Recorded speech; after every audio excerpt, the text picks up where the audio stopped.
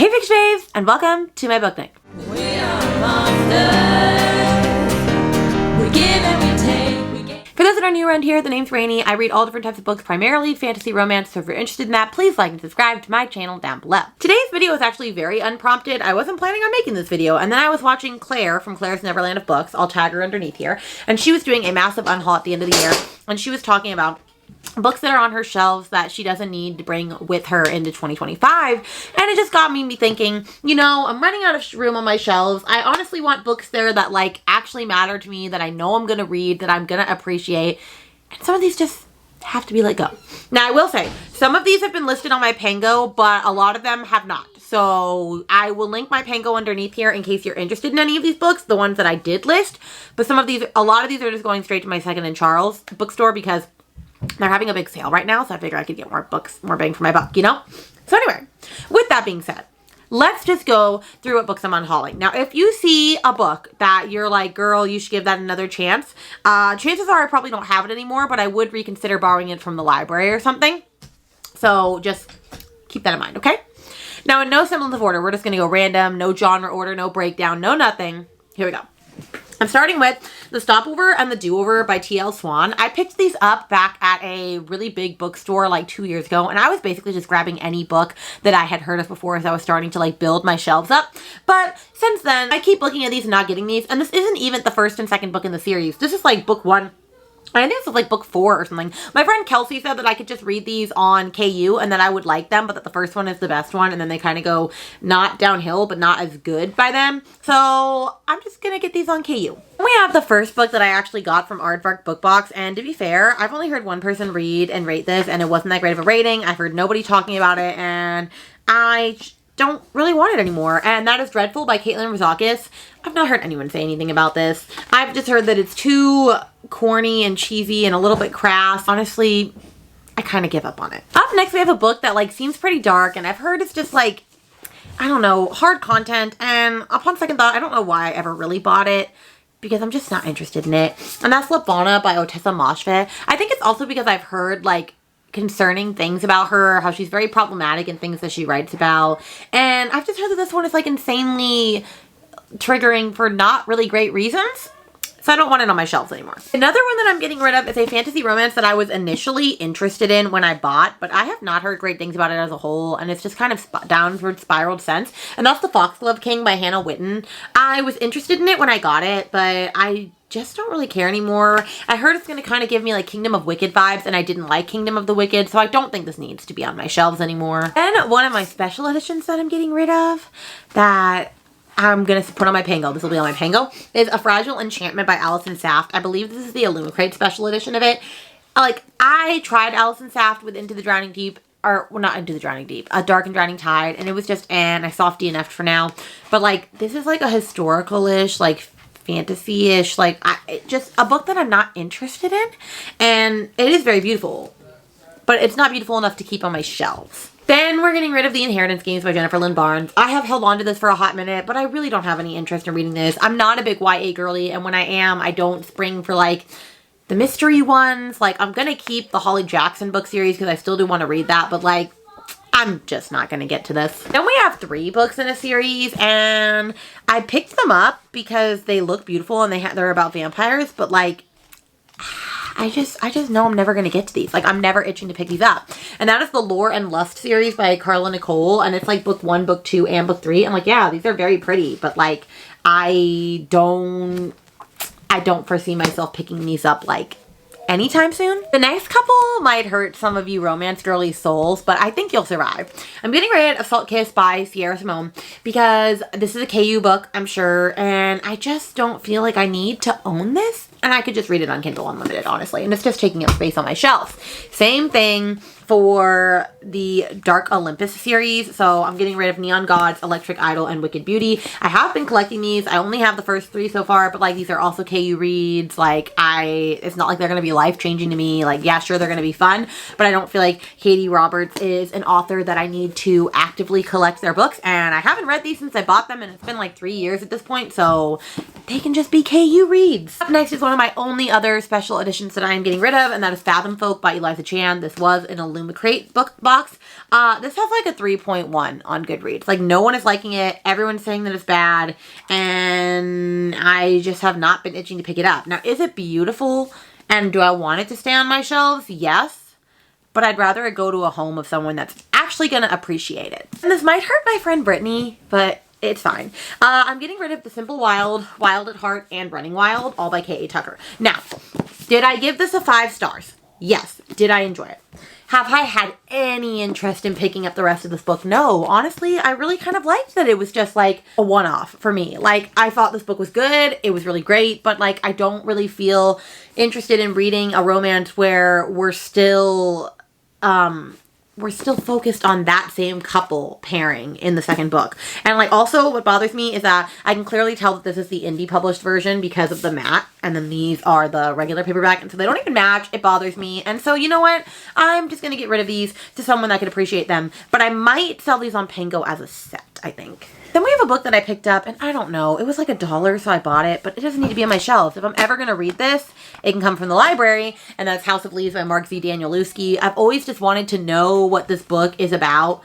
The fact that someone says funny, moving, sexy, like describes this as sexy, I just don't get. So I will try this one day, but I will borrow it from the library. And we have Throttled by Lauren Asher. Now, before you get at me, this is the indie edition now, or before it got traditionally picked up, and it doesn't have the race car on the side, and so I was like, oh, I'm gonna be cool and pick up the indie ones. I don't know why, because nothing changed except for the fact that there's a racetrack on the side, so I would rather have those collections. So I'm just gonna get rid of this one because I didn't collect the other ones before they went out of print, so like, what's the point of just having this edition of this book? Then we're also getting rid of The Resurrection of Wildflowers by Macaulay Smeltzer. I've been wanting to read this duology for a minute, but like, I got this at a thrift store like 4 years ago, and then I have never been able to find the first one since, and I've never been itching to pick it up on Amazon. And so it's like, if I'm gonna read this series, I will read it one day, but I don't need to have the second book on my shelves for 5 ever long. Next one's gonna hurt people, but like, I'm just not interested in it anymore, and that's Check and Mate by Allie Hazelwood.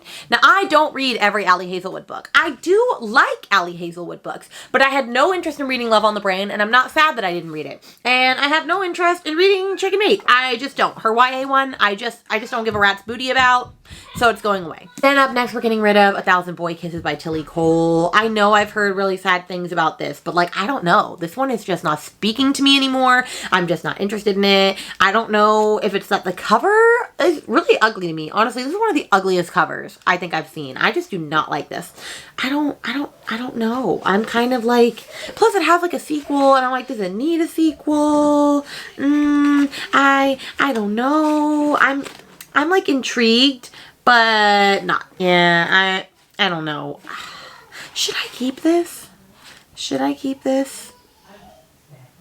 I don't know. I don't know, guys. Should I keep this now? I don't know. Up next is one of my last special editions that I'm getting rid of, and this is Devil of Dublin by B.B. Easton. This was a dark and quirky book box back when I was getting those boxes because I thought that those were going to be my types of books.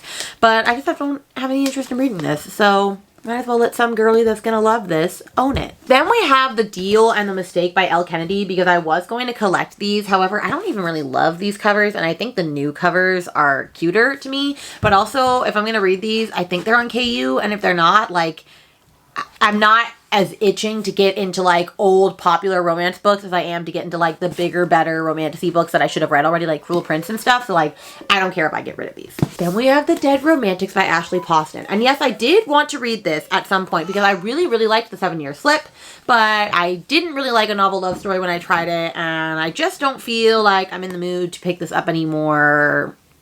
You see a repeating pattern.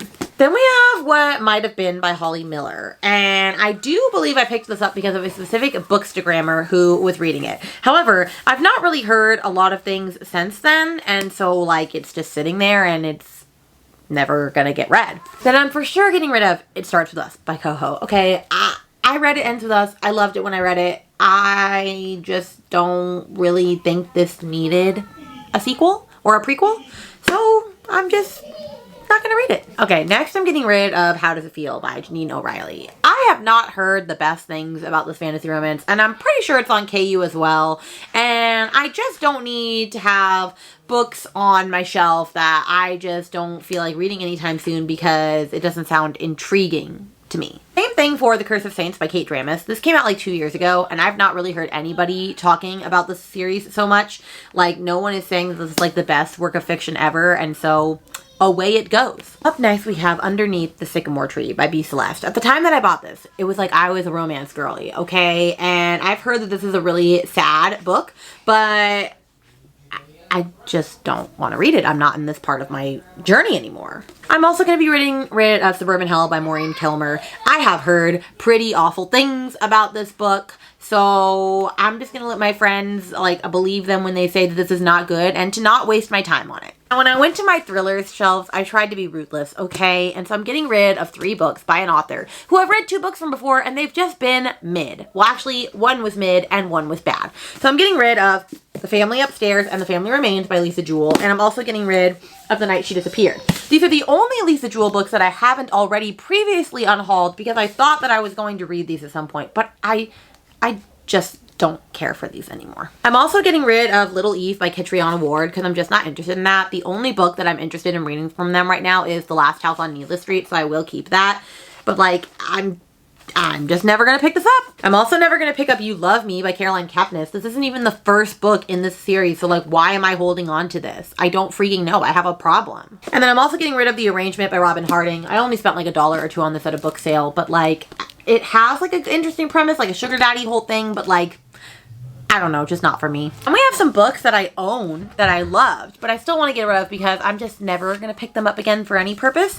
One is Catherine House by Elizabeth Thomas. As much as I really enjoyed this book, it is a weird girl book. It was weird. I did like it. I will never literally pick it up again, and I've never really thought about it again since I read it, so don't need to have it. Then we have Homes Where the Bodies Are by Geneva Rose, and yes, this is the like special edition that you could have bought that like makes it in its like a VHS case, and like I just thought this was fine. Geneva Rose books for me are always really, really great or really bad. Actually, no. I've only had one really great book from her, and the other 2 have been not so great, so I don't know. Her writing is easily bingeable though. Then we have You Made a Fool of Death with Your Beauty by Kweke Emezi, and as beautiful as a story as this is, I will not read this again because like I wasn't necessarily here for the romance of it, but the writing was beautiful, so I still really enjoyed this anyway. Then we have Amari and the Night Brothers, and as much as I enjoyed this little middle grade, I just don't find myself itching to pick up the rest of the series. Like, I'm not a middle grade girly. I appreciate this for what it was. It was very cute. It's very well written.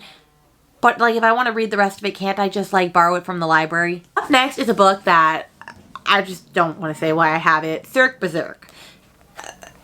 I don't know how to explain why I own this book, but I'm getting rid of it. Also getting rid, I did decide to get rid of the Dawn of Onyx series. Because as much as I loved this book, I did not really love this book, and then I really didn't like this book, and so it's like, why am I holding on to a series that I will never literally venture back into? So it's time to say goodbye. Then we have The Hunger Games. I'm only getting rid of this because I bought this for like $1, and I'm getting the special editions in February, and I had bought it so that I could read it for Bree's Patreon book club, but my mom let me borrow her special editions of the first 3 books so that I could read those, and I'll return them to her once I'm done with them. And then this one pains me to get rid of, but Immortal Dark by Tygus Gurma, because this is very pretty, but I didn't like this book. It was just all right, and I'm very sad about it. It's a vampire dark academia book. Like, I should have loved it, but I didn't. So goodbye it goes. Then we have Yakuza Fiancé. This was when I was in my manga era for like a day, and it was fine, but like, I don't need to collect this edition. And then I'm also getting rid of The High Mountain Court because I've literally heard nobody talk about this fantasy romance series. Like, it just kind of seems bland, and I don't feel like getting invested into it. And then I'm getting rid of my Book of the Month edition of Divine Rivals because I got the Book of the Month edition from someone for Christmas, and so that'll match my Ruthless Vows book, so I can get rid of this edition. I'm getting rid of The Games Gods Play because I did not enjoy this. I did already sell this one on Pango because I put this up a couple of days ago, but I don't really love a Greek mythological retelling. These have been on Pango for a hot freaking minute. The Traitor Queen and the Bridge Kingdom, the old covers, and no one is buying them, so I'm taking them off Pango and I'm selling them at the bookstore. I'm also going to keep this one on Pango because it is a special edition book, but it is Damaged Goods by LJ Shen. It's probably smut edition, but like, I don't want to read it. Then we have this edition of There Are No Saints by Sophie Lark. I know I thought that I was originally going to keep it, but upon reflection, I already have a special edition of this series, an omnibus series by Larry Reads, and so I don't need this one as well. And like the pictures like are not even, like they're fine, but they're not even my favorite. And then I'm getting rid of Long Live by Phoebe Lacey. This was my Patreon book pick for November and December. And as much as I could keep this so that I could get the author to sign it for me, I don't really think I need to because it was not good. Then we have Beyond the Thistles by Samantha Young. And this has been on Pango for forever, so I'm taking it off and I'm going to give it to my friend Katie at Villains and Vixens because she's going to start reading Samantha Young books soon. So if she ends up liking this, she'll have a special edition. And then I'm getting rid of The Bone Season by Samantha Shannon. And I am getting rid of this one because I got the special edition one or the 25th anniversary one because they're re-coming out with all of these. And so I figured I didn't need to have 2 copies of this. And those are all of the books that I'm going to be getting rid of in this unhaul. If there are books that you think I should save or try again, please comment underneath this video. Let me know. But I feel a lot better only taking books that I'm actually very interested in into 2025. I have more space on my shelves now. Like I can see, like it's not like a crap ton. I mean, and I still have a bunch of books that are up there that you didn't even see. But now those books can move on to the shelves. And then, you know, we're living our best lives. And with that, my friends, I will see you in a video very soon. Bye.